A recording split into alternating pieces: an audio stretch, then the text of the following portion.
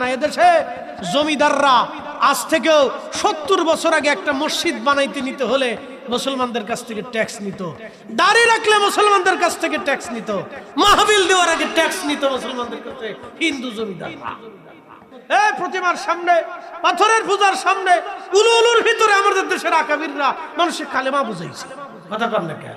কোরআন শিখিয়েছে, হাতে কলমে দিন শিখিয়েছে। এত সহজ ইসলাম, এত সহজ ইসলাম ছিল সেই দিন, কঠিন ইসলাম ছিল সেই দিন। এত যত সহজে ওয়াজ করতেছি, 100 বছর পরে এত সহজে ওয়াজ ছিল না। কি কথা ঠিক আছে কিনা? 200 বছর আগে এত সহজ ওয়াজ ছিল না। শোনেন, নতুন জেনজি, নতুন জেনারেশন তো জানে, ইতিহাস ভুলে গেছেন না? 70 বছর পার হয়ে গেছে, ভুলে গেছে।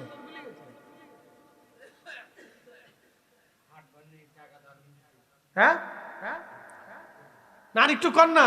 ওরা ভাবতেছে আমি বুঝি হুজুর মিছে কথা বলতেছি। ছিল নি? জমিদারদের বাড়ির সামনে দিয়ে মুসলমানরা জুতা পাই দিয়ে হাঁটতে পারতেনি? পারে নাই। আপনি এত সহজ ভাবতেছেন ইসলাম? হ্যাঁ, এত সহজেই ওয়াজ করতেছি, এত সহজ ছিল নাকি? ছিল না। ওই সময় কালেমা, কোরআন, দ্বীন আমরা ওলিরা এমন ভাবে বুঝাইছেন। আল্লাহু আকবার, একসাথে বলবেন আল্লাহু আকবার, না আরো জোরে বলেন আল্লাহু আকবার। আমাদের সেই কষ্টের দিন আছে, সে সফলতা আজকে এখানে। এত সহজ ছিল না ভাই। জমিদাররা দেশে কম অত্যাচার করে, বহু অত্যাচার করছে। বাপরে বাপ, আল্লাহ ওদেরকে চিরদিনের জন্য ধ্বংস করছে। একসাথে কোন আল্লাহু আকবার, একবারে মাটির সাথে মিশিয়ে দিচ্ছে। কি কথা ঠিক আছে নি? মাটির সাথে মিশিয়ে দিচ্ছে। ওরা কত মানুষের রক্ত চুষে গেছে। ওরা জালেম ছিল, ওরা গরিবের রক্ত চুষে গিয়েছে। ওরা জালিম ছিল, গরিবের রক্তগুলি চুষে গিয়েছে। যদি সোরের ঘরে সোর দেখেন, আন্তর্জাতিক সোর, তাহলে দেশে জমিদার রান করছে। সোরের ঘরে 2300 সোর, 14 পুরুষ সোর ছিল। গরিব মানুষের রক্ত চুষে চুষে গেছে, গরিবের রক্ত চুষত।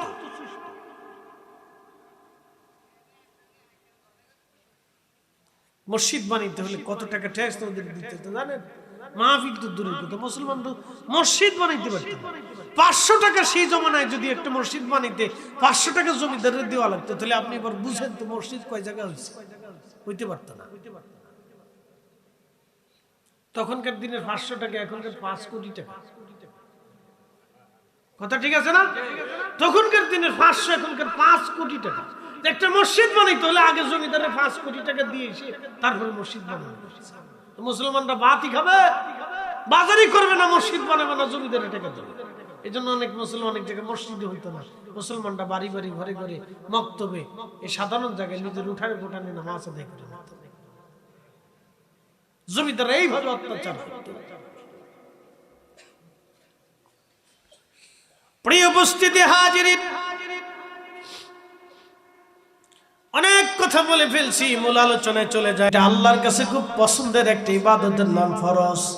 ফরজ ইবাদত করার পরে বান্দা যখন নফল করে আর নফল অতিরিক্ত, এই অতিরিক্ত ইবাদতের কারণে বান্দা আল্লাহর হয়, আল্লাহ বান্দার হয়।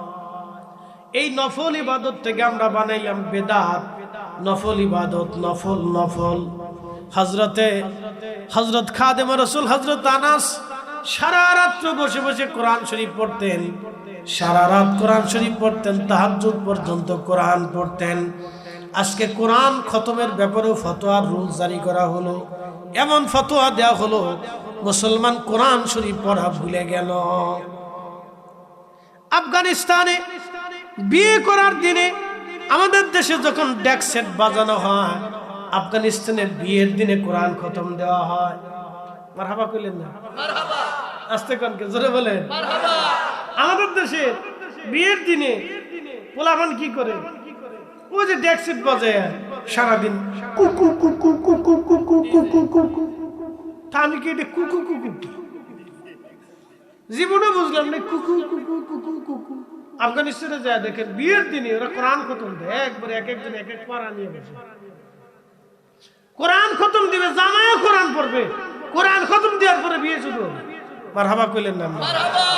আর আমি যদি প্রশ্ন করি যে নবীর জামানাতে কোরআন খতম দিয়ে বিয়ে কবে ছিল, কোন হাদিস আছে দেন? বলেন কোন হাদিসে নেই। তাহলে কোরআন খতম দিল কেন? তাহলে হাদিসের বিপরীত করছে। এখন আপনাদেরকে প্রশ্ন করি, কোরআন মুসলমানের ঘরে হবে না তো হিন্দুর ঘরে হবে? মুসলমান কোরআন খতম মুসলমানের বাড়িতে হবে। সেটা বিয়ের দিনেও হতে পারে, বিয়ের পরেও হতে পারে, মরার পরেও হতে পারে, ফাতিহার দিনেও হতে পারে, মাহফিলের দিনে হতে পারে, অথবা রাহে রমজানে হতে পারে, এমনি দিনেও হতে পারে। কি কথা বল না কেন? মুসলমানের ঘরে কোরআন খতম হবে না তো হবে কোন? এই জায়গা আঙ্গুল দিচ্ছে, এই জায়গা খতম কেন? ওটা বেদাত। তো মুসলমানকে যেহেতু বেদাত তাহলে আর বললাম না। মুসলমান কোরআন ভুলে গেছে। এখনকার মেয়েরা তার কোরআন পড়ে না, ওরা টিকটক পড়ে। বাপ রে বাপ, বুরকাওয়ালা বেডি বুরকা পরে আসতেছে টিকটক বাজাচ্ছে। আমি দেখে কই সর্বনাশ, দুনিয়া শেষ। হ্যাঁ, একবার বুরকার ইজ্জত পাঞ্চার করে দিচ্ছে। কারণ বুরকারে তো মানুষ বিশ্বাস করে, কথা ঠিক আছে না? বুরকারে বিশ্বাস করে, আমারে বিশ্বাস করেন না করেন, আমার পোশাককে বিশ্বাস করে, কথা ঠিক আছে কিনা? আমি ব্যক্তি হিসেবে কি সেটা পরের হিসাব, কিন্তু আপনারা দেখতেছেন এই ব্যক্তির মাথায় পাগড়ি, রাসূলের সুন্নাত, এই ব্যক্তির মুখে রাসূলের সুন্নাত, এই ব্যক্তির গায়ে রাসূলের সুন্নাত। আপনারা আমিরা ব্যক্তি হিসেবে আমি যদি এটা খুলে আইসে এখন প্যান্ট শার্ট পরিয়ে, টাই মাই পরিয়ে, মাথায় ক্যাপ শ্যাপ বাইন দিয়ে, দাড়ি দুড়ি চাইছে আপনাদের সামনে এসে দাঁড়াই, তো কেমন দেখা যাবে? তখন আপনারা কিন্তু আমার আর এইখানে বসাবেন, আপনারা কিন্তু আমার জন্য রাস্তাও ছেড়ে দিবেন। যখন এই পোশাক নিয়ে আসছি তখন আপনাদের কাছে নবীর সুন্নতের কারণে আমার মর্যাদা আপনাদের হৃদয়ে বেশি এসে গেছে, কথা ঠিক আছে নি? তো মানুষ আমার পোশাকটাকে দেখলো, তুই যদি টিকটক বানাবি তো বুরকা পরলি কে? আর বুরকায় যদি পড়িস তো টিকটক বানাইলি কে? শয়তান এখানে বিজয় লাভ করছে। শয়তানকে খালা তুমি থাকতে আমার আর কোনো জ্বালা নাই। দুনিয়া শেষ, কিয়ামতের আলামত চলতেছে। আমাদের নতুন জেনারেশন এটা যে কি বুঝতেছে, আল্লাহু আকবার। এই জন্য আর নাফিল অতিরিক্ত মিলাদ, দোয়া, জিকির, ফিকির এগুলো সারা যাবে। একসাথে বলেন, সারা যাবে? সারা যাবে? নেকের কাজ যত ছোট হোক ছাড়বো। আবার বলেন, নেকের কাজ যত ছোট হোক ছাড়বো। নেকের কাজ যত ছোট হোক ছাড়বো। গুনার কাজ যত ছোট হোক করব। নেকের কাজ যত ছোট হোক ছাড়ব, গুনার কাজ যত ছোট হোক করব।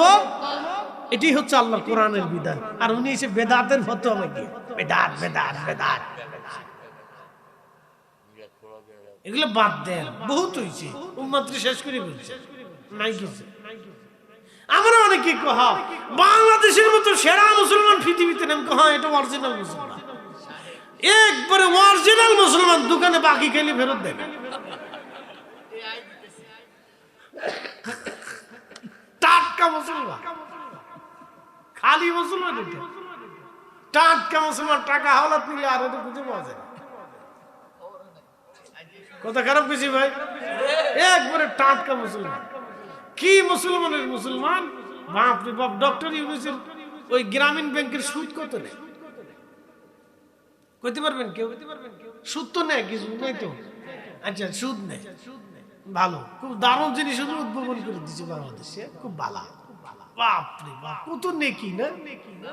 আচ্ছা, খুব শুনেন, তারপরে আমাদের দেশের গ্রামীণ ভাবে যারা সুদ নেয় কি আছে দেখবেন, 1 লক্ষ টাকা দিলে মাসে কত নেয়? 10,000। কি ডাকাতির ডাকাত, মাসে 10,000 টাকা লাভ নেয়, কত বড় ডাকাত। 2 মাসেও যদি নেয়, বেশিও নেয় না, ওরে ডাকাতির ঘরের ডাকাত। ও মানুষের রক্ত শুষে খেতেছে, ওই টাকা দিয়ে ও গরুর গোশত কিনে খালি। গরুর গোশত আর শুয়োরের গোশতের মধ্যে কোনো তফাৎ নাই। আপনি ঠিক করলে ঠিক, না ঠিক বললেও ঠিক, কোরআনে যেটা আছে ওটাই ঠিক, আল্লাহ রাসূলের জীবনে যাহা আছে ওটাই ঠিক। কথা কর না কেন?